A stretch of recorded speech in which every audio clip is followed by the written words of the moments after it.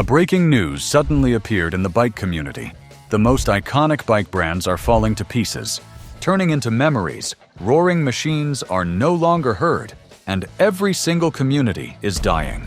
One's drowning in debt, while the other one is having a major identity crisis. These brands are going down faster than a bike going downhill. Be prepared, for here are the list of motorcycle brands that are on the brink of disappearing. A crown of British engineering has fallen on the hands of the wrong owner, turning it into shame. And now we will begin our number 5, popular British brand, Norton. Norton, a name that stood for precision, performance, and uncompromising quality. For over a century, Norton bikes represented the pinnacle of British motorcycling heritage, from dominating the Isle of Man TT to creating some of the most coveted cafe racers ever built. But today, Norton's storied legacy lies in ruins, betrayed by mismanagement and outright fraud that has shaken the motorcycle world to its core. The collapse began when Stuart Garner acquired Norton in 2008, promising to restore the brand to its former glory. For a decade, it seemed like Norton was experiencing a renaissance. New models were announced, deposits were taken, and the company projected an image of success and innovation. The reality behind closed doors was far darker. Darker than the oil that leaks from a vintage British twin. What customers and investors didn't know was that Norton was operating like a Ponzi scheme. Garner was using new customer deposits to fund operations rather than build motorcycles. Pension funds were being misappropriated. Suppliers went unpaid. And the few motorcycles that did make it to customers were plagued with quality issues that betrayed the Norton name. Turns out the only thing British about these bikes was their reliability, and that's not a compliment. By January 2020, the House of Cards collapsed. Norton entered administration with debts exceeding $18 million, and hundreds of customers who had paid deposits of up to $50,000 for motorcycles they would never receive. The human cost was devastating.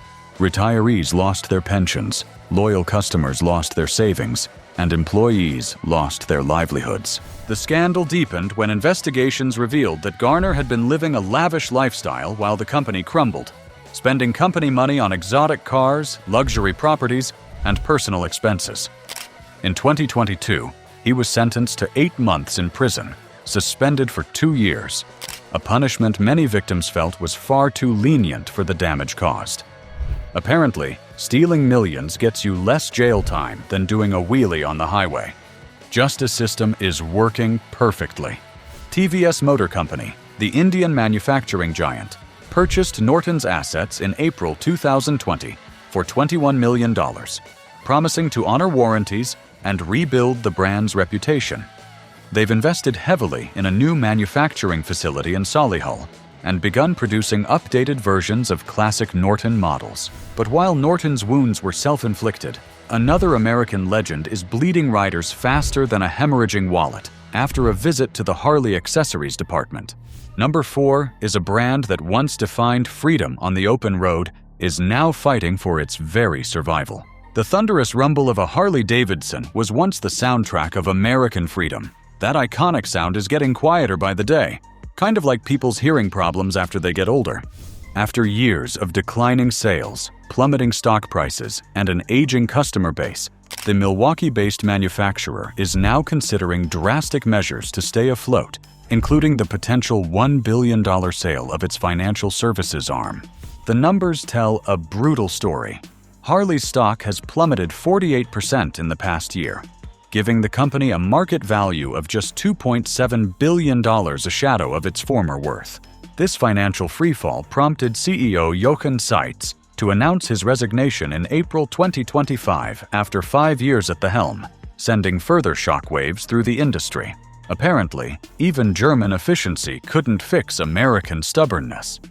My ask here today is a simple one, and that is fairness, pleaded Jonathan Root, Harley's CFO, to a congressional subcommittee. The company faces a potentially devastating and indefensible 56% tariff on American-made bikes sold in Europe, a critical market for the manufacturer.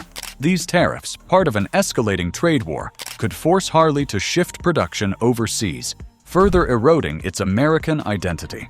Throughout 2024, multiple locations across the United States have closed their doors, including legacy dealerships that had operated for decades. From San Francisco to New York City, these closures have left gaps in the brand's retail presence and raised questions about dealer profitability and support. The company's problems run deeper than just economics. Harley has transformed from the working man's motorcycle into a luxury item that feels increasingly out of reach.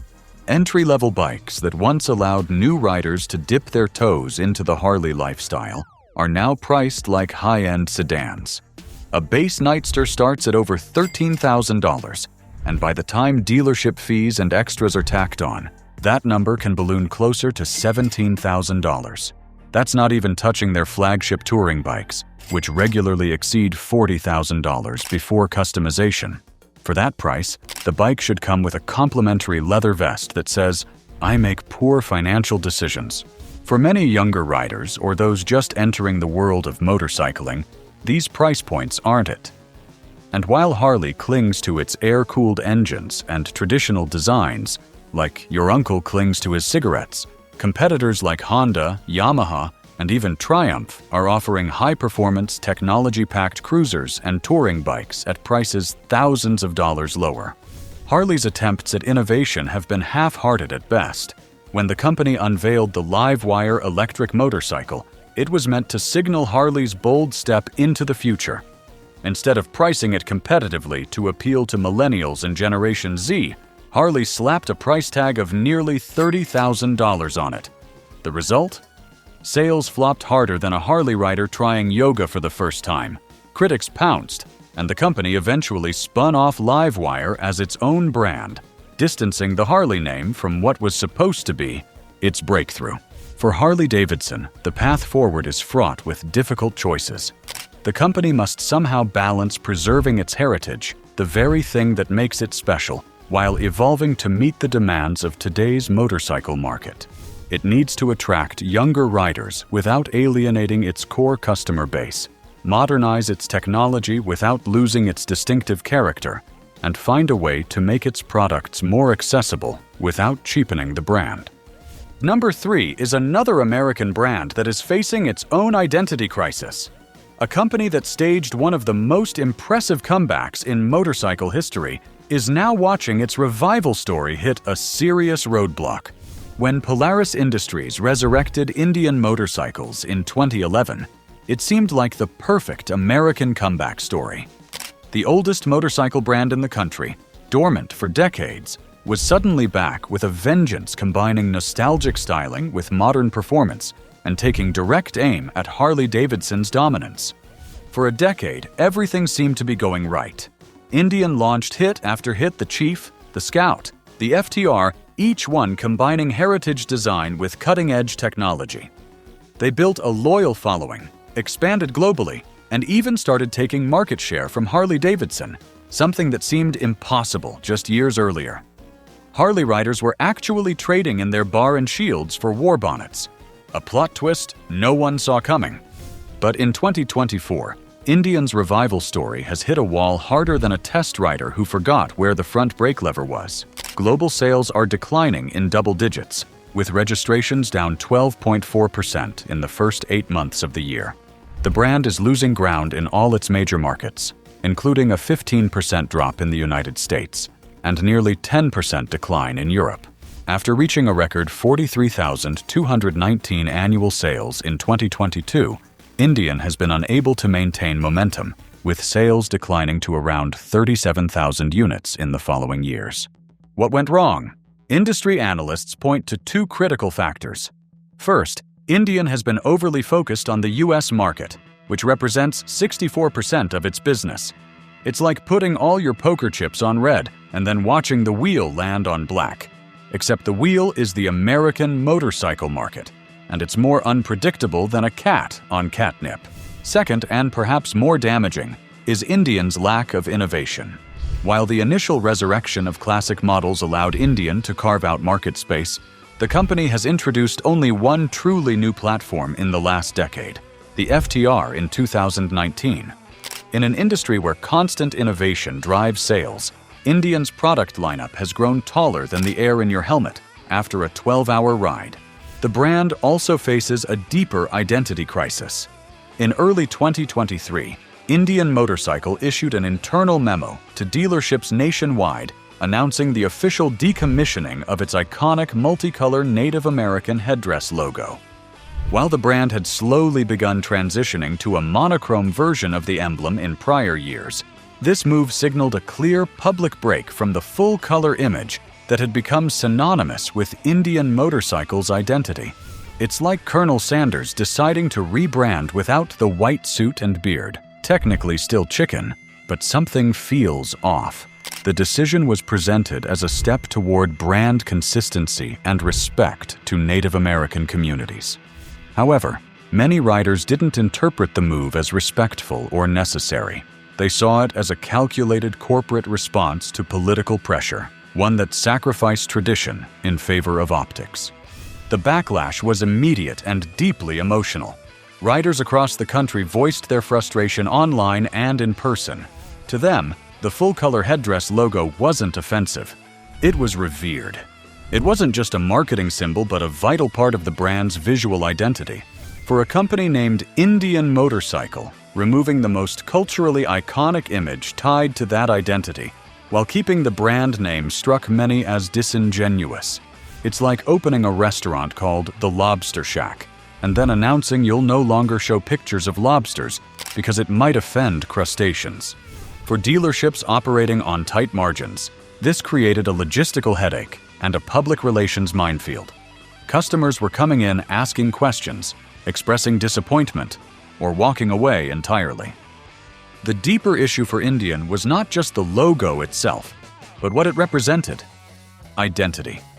It's like having an identity crisis while also trying to sell motorcycles. A multitasking nightmare. Indian Motorcycle had built its comeback on a delicate fusion of old and new. Riders loved the bikes for their design and performance, but also for the spirit they represented.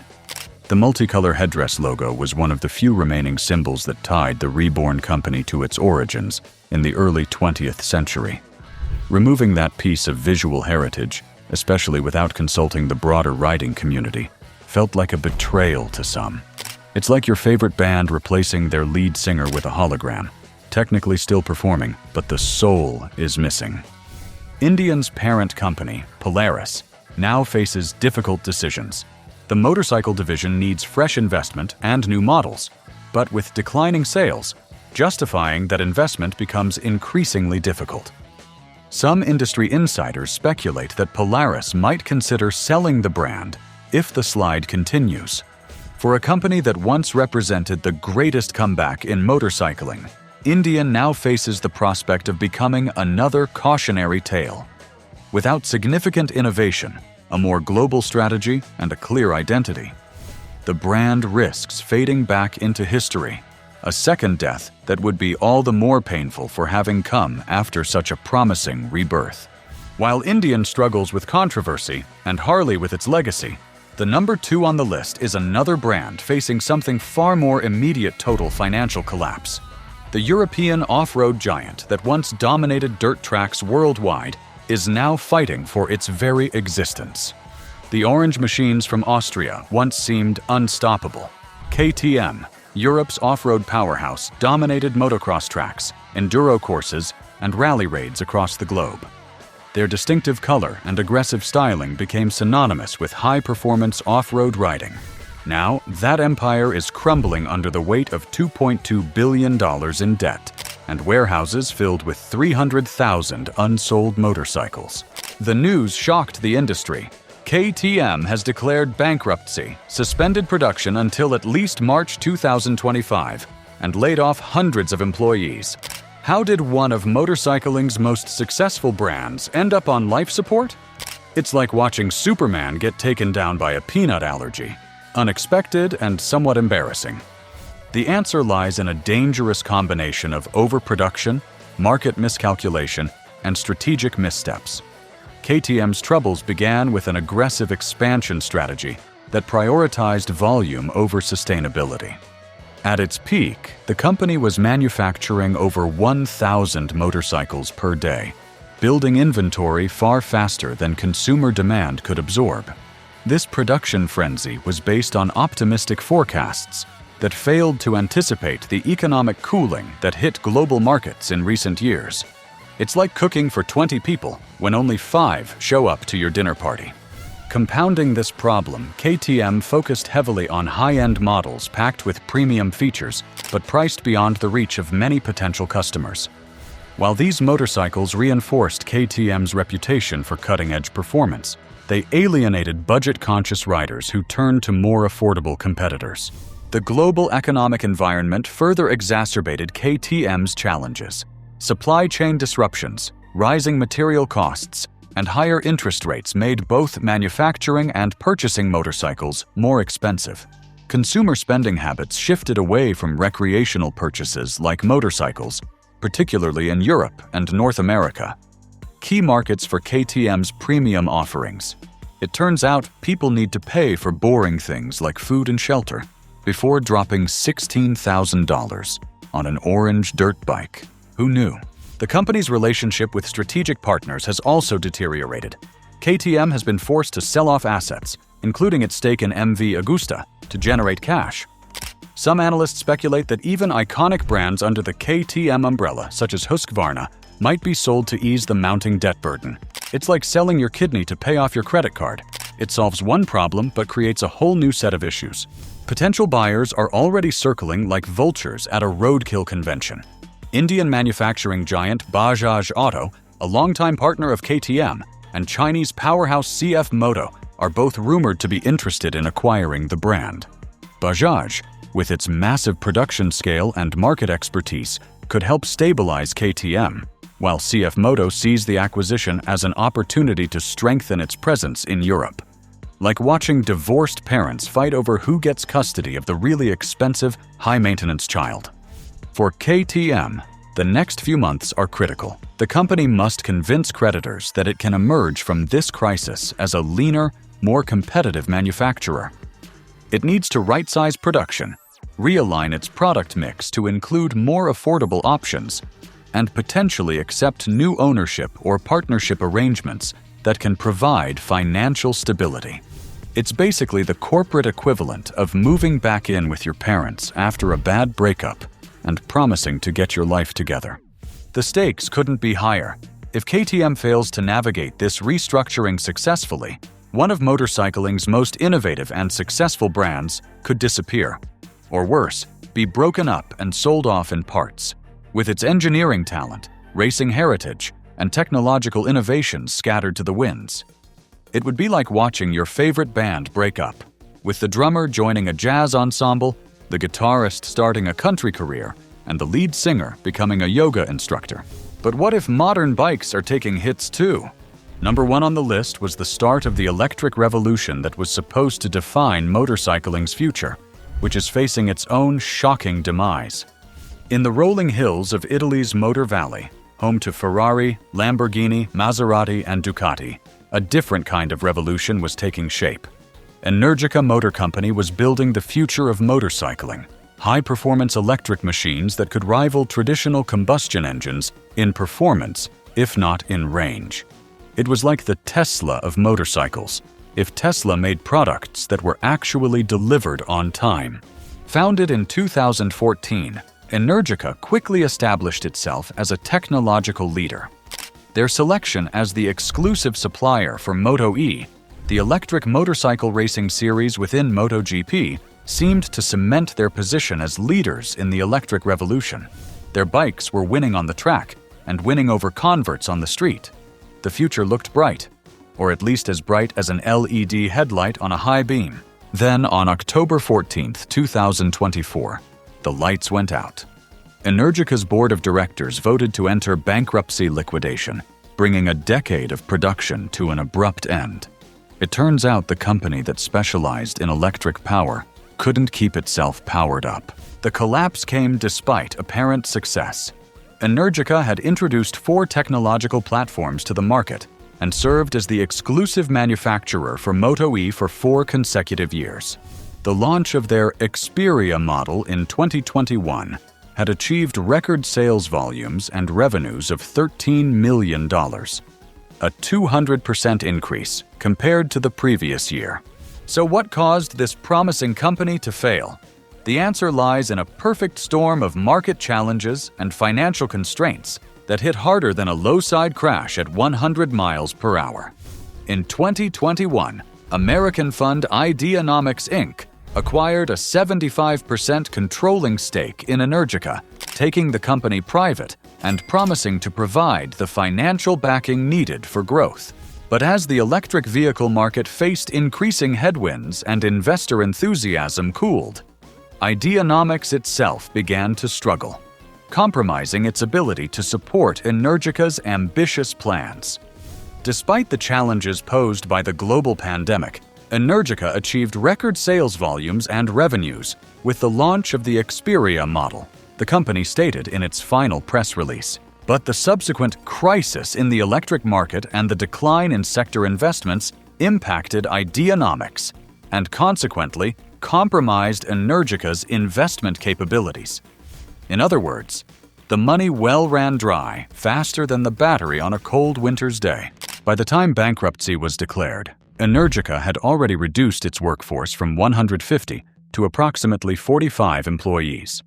The company's assets will now be liquidated to repay creditors to the extent possible, marking the end of what had been one of the most promising startups in the electric motorcycle space. Those remaining 45 employees are probably updating their LinkedIn profiles faster than a superbike shifts gears. Energica's demise leaves a significant gap in the high-performance electric motorcycle market, reducing competition to primarily Zero motorcycles and Harley-Davidson's Livewire brand in the United States.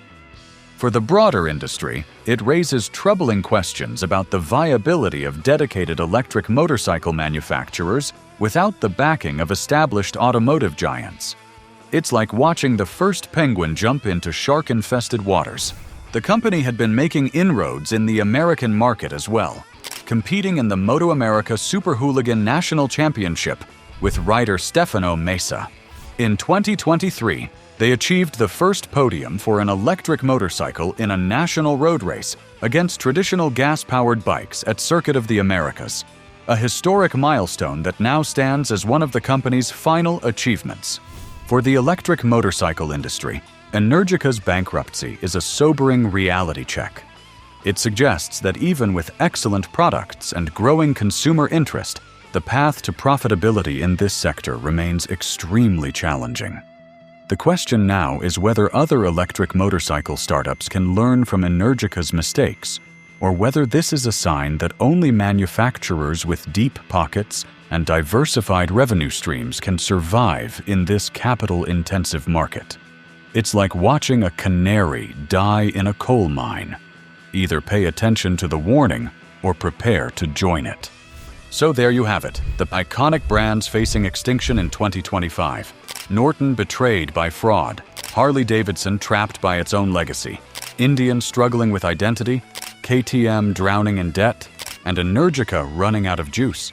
It's like watching a motorcycle version of Game of Thrones, except with fewer dragons and more accountants.